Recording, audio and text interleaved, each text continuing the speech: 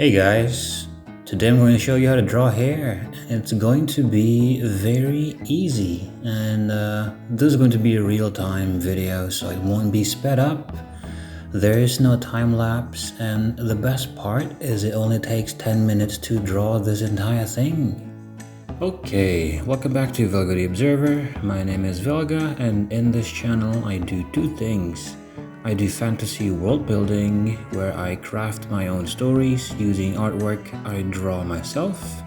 And the other thing that I do is I make art videos, like art tutorials and draw with me videos, where I talk as I am drawing. And this video will be fairly unscripted, so I suggest you grab a snack, maybe a cup of coffee, and sit back and enjoy. So the first stage is line art. You need to draw the hair line art first. And I say line art, but this isn't exactly line art because I'm not using an inking brush. I am instead using this rough pencil-like brush that lays down semi-transparent strokes. So it's not completely black, it's not black. And I also like to shade with black at this point. So the line art and basic black shading, I like to do in one layer, which would make this one layer a mix of this thing I'm doing right now. This would be a mix of the sketch plus basic shading plus rough line art. And you don't have to try too hard to be accurate at this point, because as you can see, even I'm drawing loosely and I'm also erasing a lot. And don't be afraid of erasing. I erase nearly as much as I draw, not because I'm making mistakes, but because to get the look that I want, erasing is necessary. And it's this dance of drawing and erasing over and over and over and over that will make this part look good.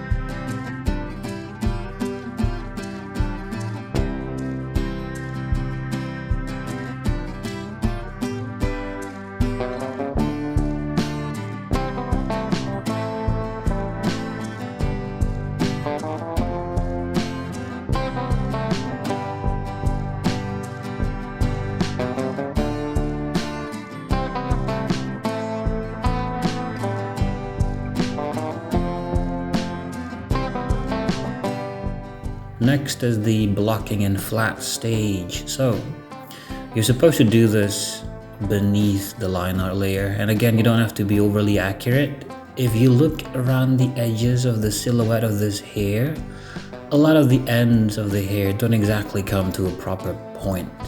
Like, a lot of them are just single strands of loose black lines, because like I said, I wasn't being overly accurate during the line art stage to begin with anyway. So now I can afford to loosely block in the ends of the hair strands. Also, if you look closely, most of the flats are actually spilling outside the lines. Like there are even parts where I block in over just single lines. Like there isn't like no two lines come to a point, but it's just like literal single lines, but I block in color there anyway. And I block it in fat, even though the line art is thin.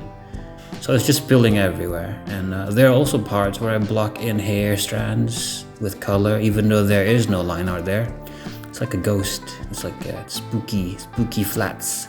There's no line art, but the color is there. It's real scary.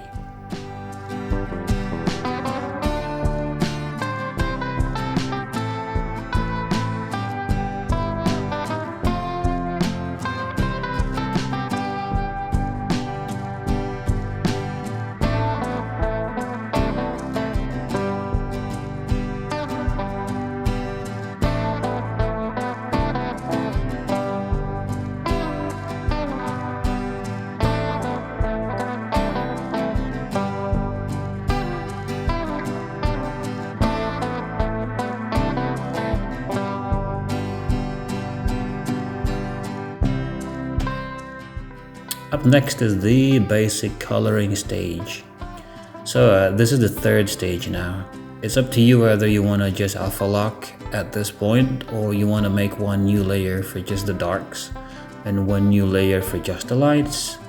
If this was pure painting, as in no line art at all, then I personally would do it all in one layer. But because there's a lot of line art here, like no matter where I use the eyedropper tool, you know, the color picker tool, like whatever you want to call it, is that thing where you like point to a spot on the canvas and it lets you choose that color. Like no matter where I do that, it will probably always end up like giving me black anyway, because there's just so much line art. And it will waste too much time for me to try that hard to use the eyedropper tool for like a line art heavy drawing anyway, so I made a new layer just for the darks. And the darks is really just a darker shade of the same red that I used for the flats. And after shading in the darks, you can add the lights. I added my lights beneath the darks layer. It's just a personal preference, so that no matter what, my lights will not cover up the darks that I just did previously. And the lights are just a lighter shade of the same red.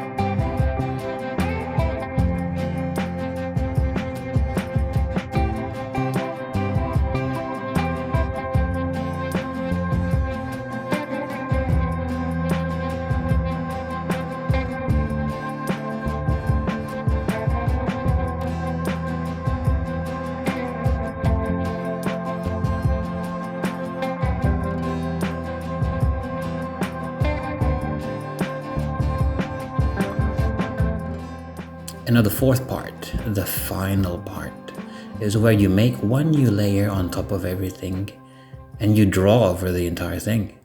Like you cover everything on the bottom pretty much in this one layer placed on top of it all.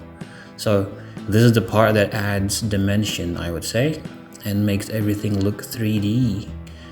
This is the part that I think is best for adding highlights. And throughout this entire thing, I didn't use any blending modes, no linear dodge, no multiply, like nothing, including now. And to make the highlights look extra bright, just like what linear dodge would do, is really simple. Just go for a lighter shade of, in this case it's red, right? Just go for a lighter shade of red, but shift it slightly in the color wheel. So for example, this guy's hair is red, So I went for a bright red, but from a more purpley type of red, and that really makes the highlights stand out. You can also use a slightly orangey type of red if you want instead of purpley. Just shift the hue slightly from the color that you're using now. Also, I like to add some brand new hair strands here and there at the stage. Some are darker and some are brighter. I just think doing this makes it look more alive. And that's it. You're done. Hopefully you can try this yourself. I don't think it can get any easier than this. Very minimal layers, very loose, almost no concern for accuracy. No blending modes, it's just good old traditional drawing, but digitally. Let me know how it goes for you, and if you have any questions, let me know down below in the comment section. If you want to show me your art, you can tag me on Blue Sky or Kara. Links to those are in the descriptions below, like always. Don't forget to comment, like, and subscribe, and I'll be seeing you again in the next video.